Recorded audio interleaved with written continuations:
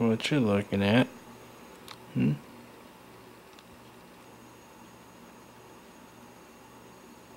Anyway. We're on a Windows 98 machine. Why would that be? Why would I be running a Windows 98 machine? I'll show you, actually. In this video, we're going to be demonstrating the Dazzle USB video capture device. Let's take a look at the original box. And here it is. This is a fairly early video capture device. It was made in 2001 and it was designed to complement the iMac. As you can see, the coloring is more of a Bondi blue. And it was designed to work with earlier Windows 98 machines. We'll take a look at the system requirements here. I'll fumble around with the camera. It requires a Pentium 200 MMX or higher, or an Apple Power Mac G3 233. Windows 98 or OS 8.6, 32 megs of RAM minimum, 15 megabytes of hard disk space minimum, recommended about 200. 800 by 600 16-bit graphics, and a 16-bit audio card. And a USB port, of course. Strangely enough, I believe the copyright date on this box was like 2001, which doesn't make a lick of sense to me because in 2000, oh, I'm sorry, it was 1999. Okay, well that changes things a little bit. But anyway, here we go. We're going to log into this machine. Last night I had installed the software using the Quick Start guide that was included.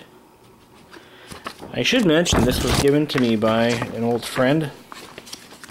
I'm not sure if he ever used it for anything, but here's the original owner's manual. Basically everything was in the original packaging. And it took me a while to find a machine in my collection that would actually run it.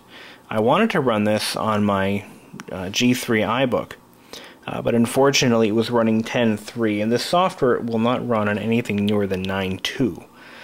So that kind of put a cramp on that. And I didn't have another PC that was already running Windows 98, you know, with a USB port. So I found this Inspiron 7500, which was running 2000, and I went ahead and switched it to 98. So to save you all the pain of watching me install the software, I will not include that footage. But I will show you how this works. So we're going to launch the Dazzle DPM software. I'm using my little Sony CyberShot that I bought brand new back in 2004. I paid $450 for this damn thing, and still works to this day, so I can't beat that. We're going to go ahead and turn that on, and that's going to be our video source. One of the downfalls of this software, or this device, is that it is not capable of inputting an audio source, which is kind of a shame, but that's okay. And sometimes it doesn't detect the capture device like it's doing right now. And the solution to that is to unplug the USB cable, plug it back in again, and relaunch the software.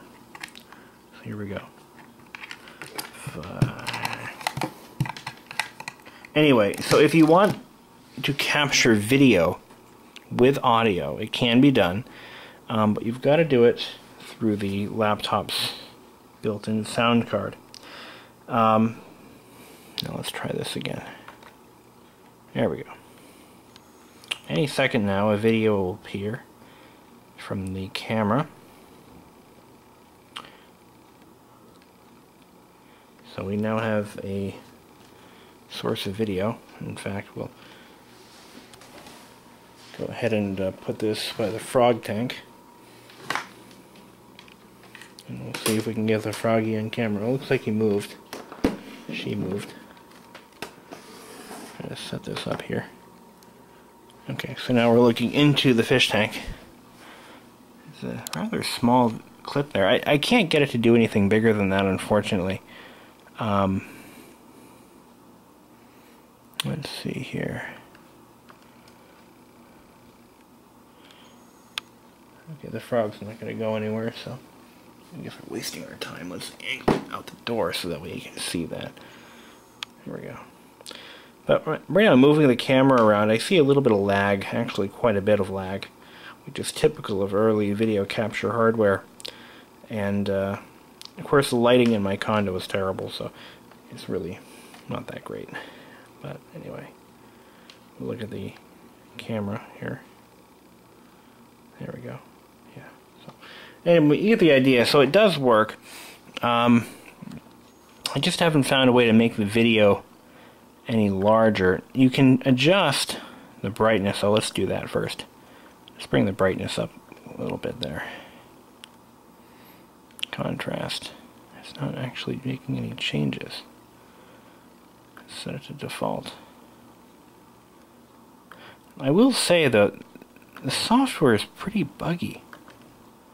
Like, I just made some changes to the video and it's not changing.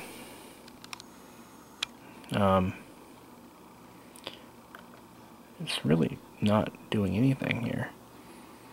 Let's try to change the resolution to like 1024 by 768. Let's see if that changes anything. Not likely. Now there's also a still frame capture mode, which gives you a better quality image. In fact, in this case, it appears to be in full screen. I have spent almost no time playing with this. I'm really just experimenting and filming at the same time, so please excuse my idiocy here. Yeah, see, changing the brightness doesn't do anything. Let's try relaunching the software. Maybe something didn't initialize correctly. Zoom out here. It also came with some video editing stuff, or software, photo editing stuff. I think it came with, yeah, Photo Studio 3.0, which was included with a lot of flatbed scanners from that time period. Same basic software. Let's try this again. Now, I'd already upped the resolution to 1024. So let's see if the video mode reflects that. And then I'm going to try to capture a video. Let's do that. Let's hit record and see what it does. So now we're recording. We have no audio, of course. I'm going to flick some lights on real quick. And okay, we're still recording. I've put some lights on so we can see a little more. And we're just going to move the camera around a little bit. I could probably use the laptop's built-in microphone. Let me give that a try.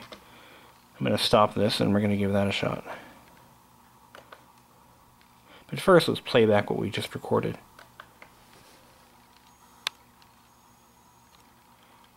Okay, so this is me moving around the camera. The video quality isn't too bad, it's just very small because of the limited hardware. So now I walk away and I turn the lights on. There we go.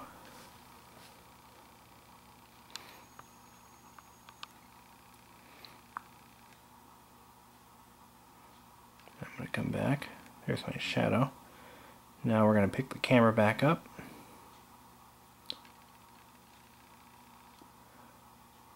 There we go. Yeah, saturation is pretty good. But I'm looking at it through my video camera viewfinder and it's overly saturated. And that's when I stop the video. There we go. Let's try that with sound. Well, I had no success recording with audio. It keeps muting my internal microphone for some reason. Not entirely sure why, and this stupid thing doesn't have any audio input of its own. But whatever.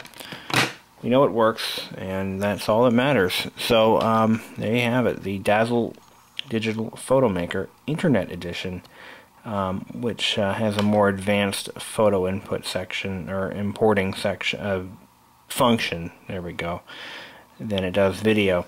In my camera, well, it's still going, it's showing a full battery, but I know damn well it's not full. it actually managed to suck down a full set of brand new batteries in about 10 minutes of operation. That's incredible, if you ask me. This is an older camera, so they do tend to be power hogs. But anyway, it's actually still displaying. Oh wait, no, that was the last image I shot with it. Oh, I know what it's doing. It's showing me what's actually in memory. So, yeah. Let's try bringing it back to photo mode. Of course, it's showing everything that's on screen right now. And the batteries are too weak to do that. But it still shows full battery life. That's kind of stupid. You can see I never bothered to change the date and time. But it's showing what is on the screen, which is pretty good. There we go. I used to like this camera, I actually still do. It's one of my favorites. But we're going to delete that photo. And okay. Oh.